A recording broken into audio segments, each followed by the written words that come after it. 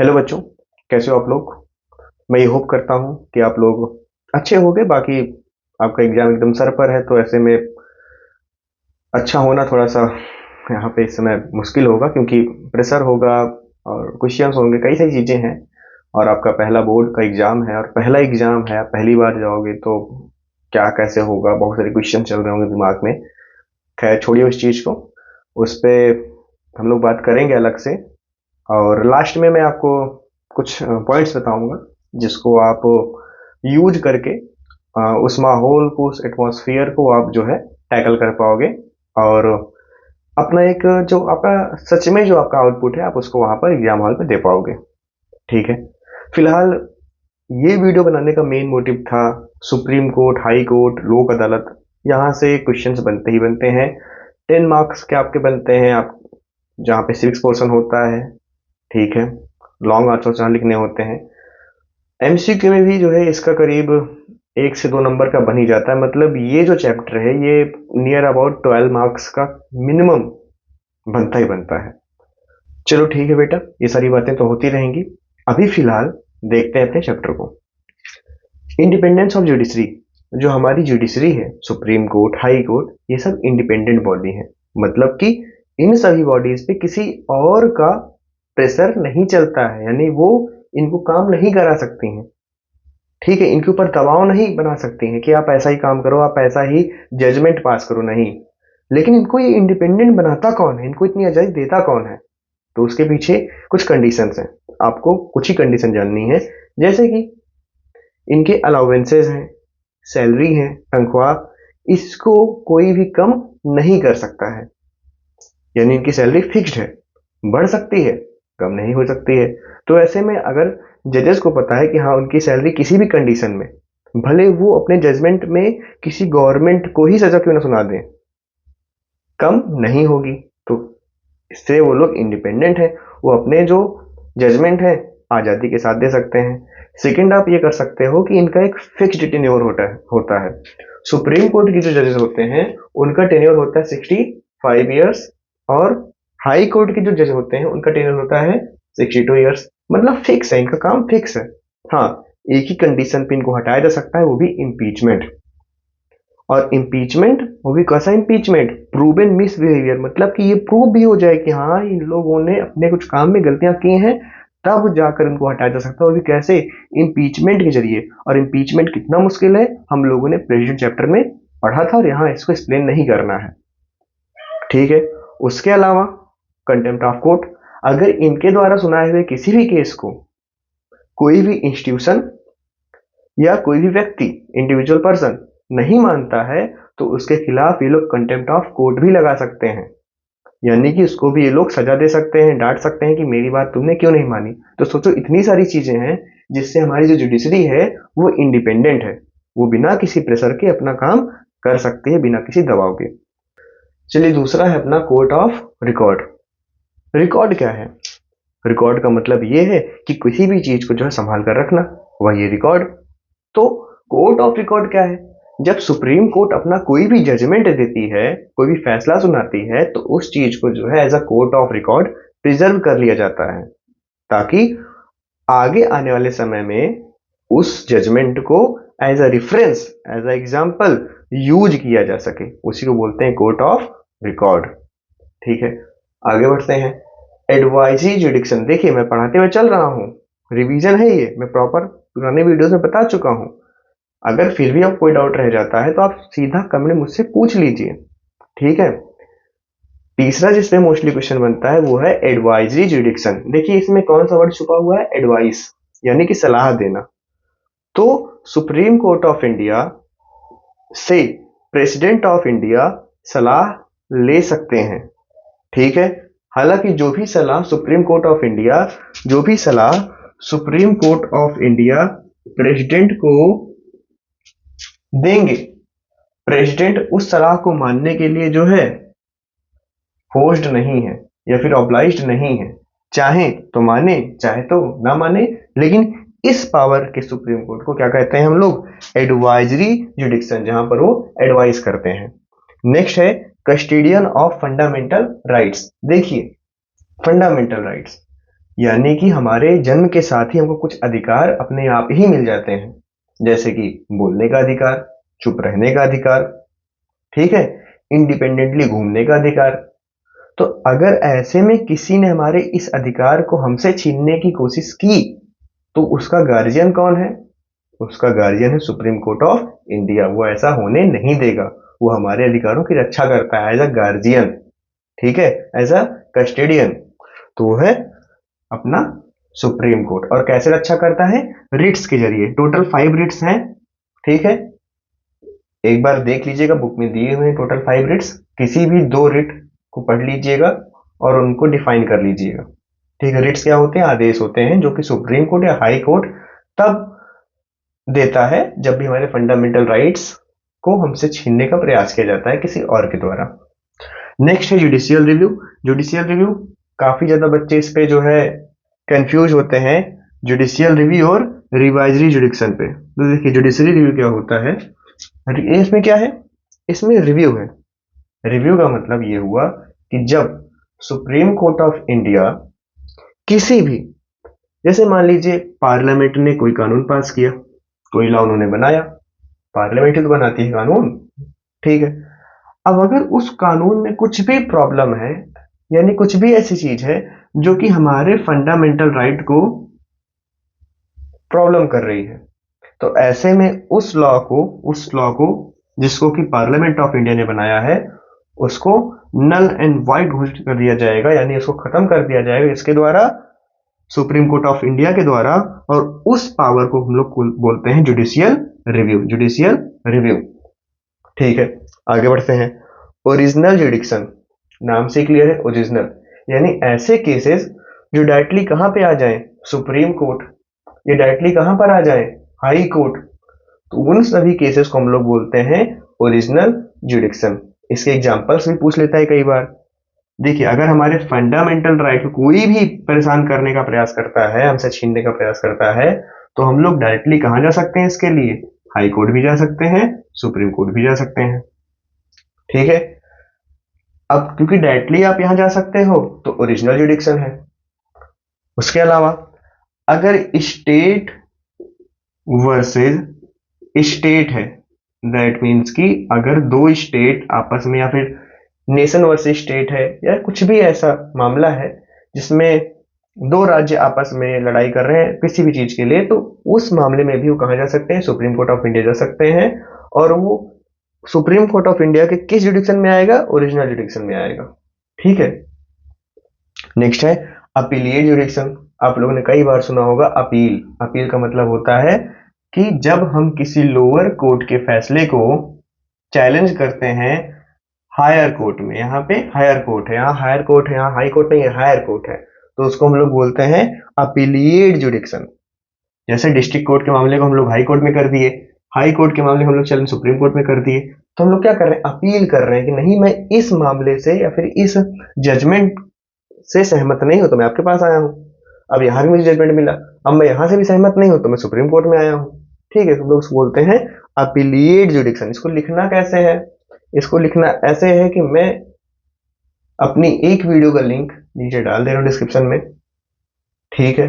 मैंने उसमें सारी चीजें बताई हुई हैं, सेम क्वेश्चंस मैं यहाँ एक्सप्लेन कर रहा हूँ आसान शब्दों में। उसमें जैसे लिखा है आप उसको भी फॉलो कर सकते हैं, खुद से भी आप आंसर राइटिंग प्रैक्टिस कर सकते हैं, ठीक है। नेक्स्ट है रिवाइजरी जुडिक्शन। देखिए अभी हम लोग क्या कर रहे हैं? हम लोग रिवाइज कर रहे हैं। तो वैसे ही जब सुप्रीम कोर्ट ऑफ इंडिया अपने पुराने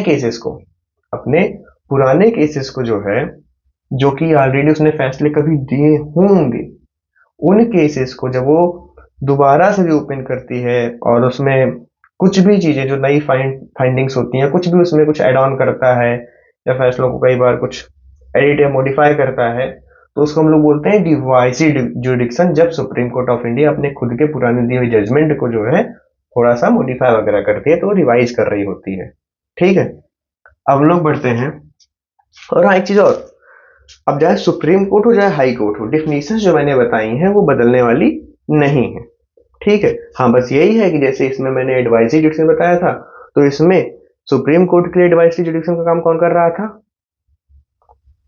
प्रेसिडेंट के लिए कर रहे थे। वैसे हाई कोर्ट के लिए वो बदल जाएगा, फिर गवर्नमेंट ऑफ स्टेट हो जाएगा, ठीक है। आगे बढ़ते हैं। कंपोजिशन, कंपोजिशन सुप्रीम कोर्ट का पूछता है। कंपोजिशन का मतलब कितने लोग सुप्रीम कोर्ट में हैं, कितने जजेस हैं, यही सब पूछता है। तो सुप्रीम कोर्ट में देखिए टोटल 1 CJI यानी चीफ जस्टिस ऑफ इंडिया है, और उनके साथ 33 अदर जजेस हैं। ठीक है, तो टोटल 34 है, लेकिन आपको लिखना ऐसे ही है, 1 chief justice of India and 33 other जजेस। ये कंपोजिशन है सुप्रीम कोर्ट ऑफ इंडिया का।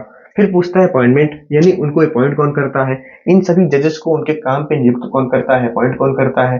तो अगर सुप्रीम कोर्ट की बात हो चाहे हाई कोर्ट की बात हो, अपॉइंटमेंट कौन करता है, प्रेसिडेंट ऑफ इंडिया। ठीक है। क्वालिफिकेशन, यानी कि क्वालिफिकेशंस क्या होनी चाहिए जज बनने के लिए। देखिए हाई कोर्ट की मैं बता रहा हूं, सुप्रीम कोर्ट को आपको खुद कमेंट में बताना है, जिसका कमेंट सही होगा मैं उसके कमेंट को पिन कर दूंगा। ठीक है, तो हाई कोर्ट का सुन लीजिए। दोनों कंडीशन में से कोई भी अगर एक फुलफिल हो जाएगी तो आप गो थ्रू कर सकते हो। जैसे कि फर्स्ट है आपका कि अगर अगर जो पर्सन है वो डिस्ट्रिक्ट कोर्ट में 10 इयर्स या उससे ज्यादा जज है, या फिर जो हाई कोर्ट है उसमें वह व्यक्ति 10 साल या उससे अधिक लॉयर है। हाई कोर्ट में 10 या more than 10 as advocate lawyer, district court में 10 इयर्स एज अ जज, अगर वह दोनों में से कोई भी एक, तो वो एलिजिबल होते हैं हाई कोर्ट के जज बनने के लिए। हालांकि हर कोई जो इतना क्वालिफिकेशन क्लियर कर रहा है वो नहीं बन जाएगा, लेकिन हाँ आप ये हो जाते हो कि हाँ आप हो सकते हो। ठीक है, अभी लॉयर वर्सेस एडवोकेट दोनों में अंतर क्या है उसकी भी डिबेट छोड़िए अभी।